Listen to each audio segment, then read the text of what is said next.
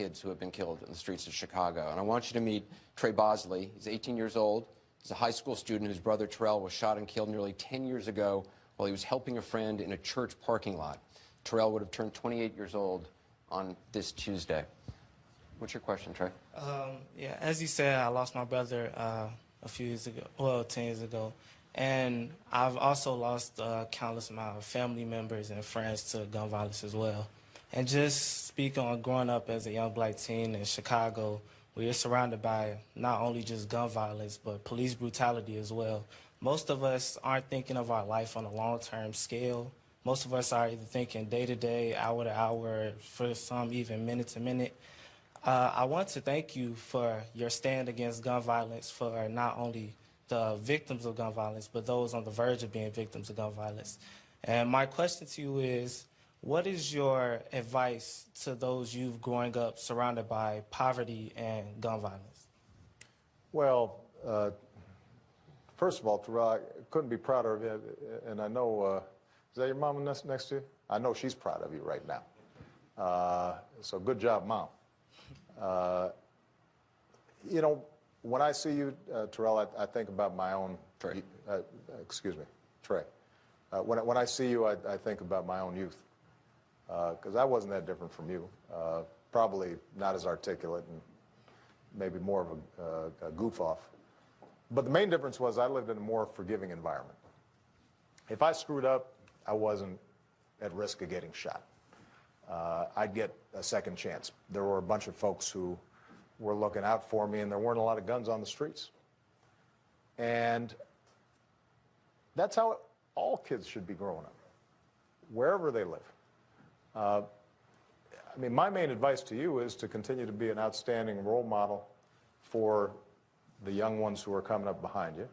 Keep listening to your mom. Work hard and get an education.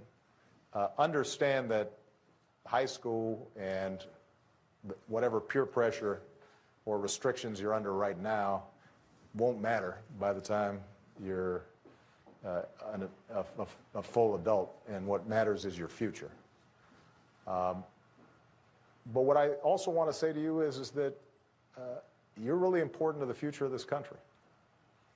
And I think it is critical in this debate to understand that it's not just inner city kids who are at risk in these situations.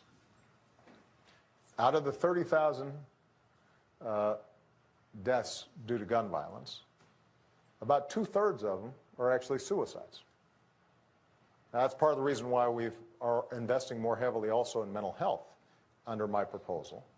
But while the majority of victims of gun homicide are black or Hispanic, the overwhelming majority of suicides by young people are white.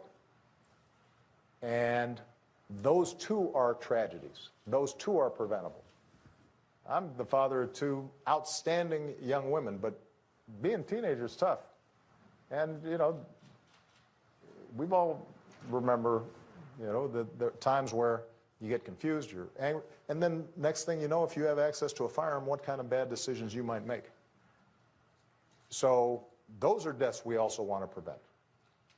Accidental shootings are also deaths we want to prevent. And we're not going to prevent all of them. But we can do better. We're not going to, through this initiative alone, solve all the problems of inner city crime. Some of that, as I said, has to do with investing in these communities and making sure there's good education and jobs and opportunity. And you know, great parents and moral responsibility and ethical behavior and instilling that in our kids. That's going to be important. So this is not a proposal to solve every problem. It's a modest way of us getting started on improving the prospects of young men and young women like you, the same way we try to improve every other aspect of our lives. That's all it is. And if we get started, as I said before, it used to be people didn't wear seatbelts, didn't have airbags. It takes 20, 30 years, but you look and then you realize all these amazing lives of young people like this who are contributing to our society because we came together in a practical way, looking at evidence, looking at data, and figured out how can we make that work better. Right now, Congress prohibits us even studying through the Center for Disease Control ways in which we could reduce gun violence. That's how crazy this thing has become. Let's at least figure out what works. And some of the proposals that I'm making may turn out are not as effective as others, but at least let's figure it out. Let's try some things. Let's not just assume that every few weeks there's a mass shooting that gets publicity. Every few months there's one that gets national publicity. Every day there are a whole bunch of folks shot on streets around the country that we don't even hear about.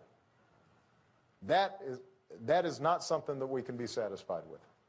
And part of my faith and hope in America is just that, not that we achieve a perfect union, but that we get better.